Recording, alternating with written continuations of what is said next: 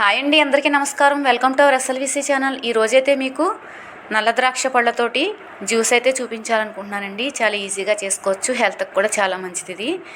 మీరు ఒకసారి ఈ విధంగా నిల్వ ఉండేలాగా జ్యూస్ తయారు చేసి పెట్టుకుంటే అప్పటికప్పుడు ఐస్ క్యూబ్స్ వేసుకుని 4-5 స్పూన్ల వరకు ఆ జ్యూస్ వేసుకుని దాని నిండా కూలింగ్ వాటర్ వేసుకుని తాగితే చాలా రుచిగా ఉంటుందండి. ఇది సమ్మర్లో అయితే మనకి బాగా ఉపయోగపడుతుందండి. ఈ విధంగా చేసి పెట్టుకుంటే చాలా ఈజీగా చేసుకోవచ్చు, హెల్త్కి కూడా చాలా మంచిదండి. నల్ల ద్రాక్ష ముఖ్యంగా హార్ట్కి అయితే చాలా మంచిదండి.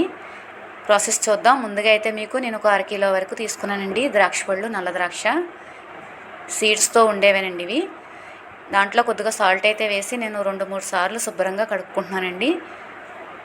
వాటిపైన మందులు అవి కొడతారు కాబట్టి అవన్నీ పోవటం కోసం ముందుగా 2 సార్లు శుభ్రం చేశానండి ఉప్పు నీటిలో.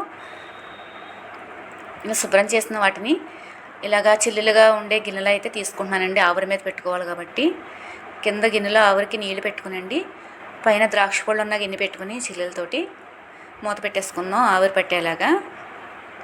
ఒక 5 నిమిషాలు అయితే కుక్ చేసుకుందామండి ద్రాక్ష పళ్ళని. ఇప్పుడు వచ్చేసి నేను దీంట్లో పాకం పట్టడానికి అయితే మీకు పంచదార వేసుకుంటారండి. పంచదార వేయట్లేదండి, పటిక బెల్లం తీసుకున్నాను, హెల్త్కి మంచిది కాబట్టి. పటిక బెల్లాన్ని ముక్కలుగా మిక్సీలో వేస్తే మిక్సీ పోతుంది కాబట్టి చిన్న ముక్కలుగా కొట్టుకుని ఈ విధంగా పొడి చేసుకుంటున్నానండి మిక్సీలో వేసి. పటిక బెల్లం కూడా నేను ఒక 300 గ్రాముల వరకు తీసుకున్నానండి. 300 గ్రాముని పొడి చేసి పెట్టుకున్నాను మిక్సీలో. ఇప్పుడు చూద్దామండి ద్రాక్ష పళ్ళు 5 నిమిషాల తర్వాత మీకు ఆవిరికి మెత్తగా అవి ఉన్నాయండి. ఇవన్నీ చల్లార్చుకోవాలి ఫ్యాన్ దగ్గర.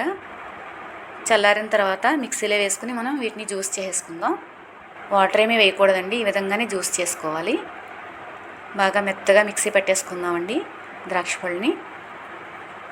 ఈ విధంగా వచ్చిన దాన్ని మనం ఒక చిక్కంలో వేసుకుని మొత్తం అంతా జ్యూస్ వడకట్టేసుకోవాలండి.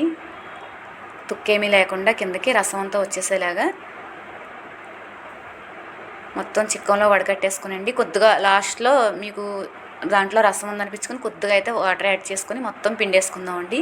ఈ పిప్ప అంతా తీసి పక్కన పెట్టేసుకుని రసం చూద్దాం.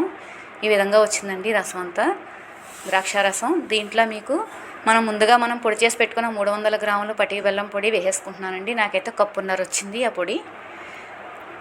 మొత్తం వేసేసుకున్నానండి. 1/2 కిలో ద్రాక్షకి 300 గ్రాముల వరకు వేసానండి నేను. మొత్తం కరిగిన తర్వాత మరిగించుకోవాలండి. కొంచెం చిక్కబడుతుంది అనిపించుకుని మనం అప్పుడు స్టవ్ ఆఫ్ చేసుకోవచ్చు. మరిగిన తర్వాత మరుగుతూ ఉంటుందండి. మరీ పాకం అంటే ముద్రపాకం అయితే రానవసరం లేదు, కొంచెం మీకు తెలుస్తుందండి, థిక్నెస్ వస్తుందండి పొంగిన తర్వాత. విధంగా మరుగుతూ ఉంటుందండి. దీంట్లోకి చూసారా తిప్పుతూ ఉండాలి, దగ్గరే ఉండాలండి, లో ఫ్లేమ్లో పెట్టుకుని. దాంట్లో కొద్దిగా కళ్ళుప్పు వేసానండి, ఒక 1/2 స్పూన్ వరకు.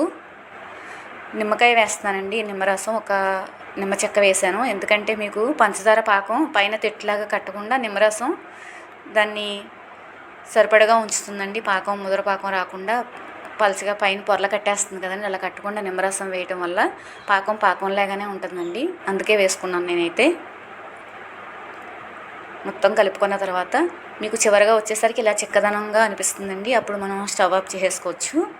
చూసారు కదండి, కొంచెం మరిగి ఇలా చిక్కదనంగా అనిపిస్తుంది. అప్పుడు మనం స్టవ్ ఆఫ్ చేసేసుకోవచ్చండి. ఈ విధంగా వచ్చిన తర్వాత చల్లార్చేసుకుని మనం గాలి చొరబడిన డబ్బాలో స్టోర్ చేసుకోవచ్చండి. బాగా చల్లారిన తర్వాత ఈ విధంగా. చూసారు కదండి, మా గ్రేప్స్ జ్యూస్ అయితే రెడీ అయిపోయిందండి.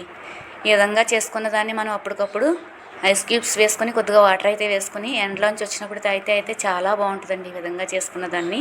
మా వీడియో నచ్చింది అనుకుంటున్నానండి. లైక్ చేయండి, షేర్ చేయండి, సబ్స్క్రైబ్ చేసుకోండి. థ్యాంక్ యూ అండి.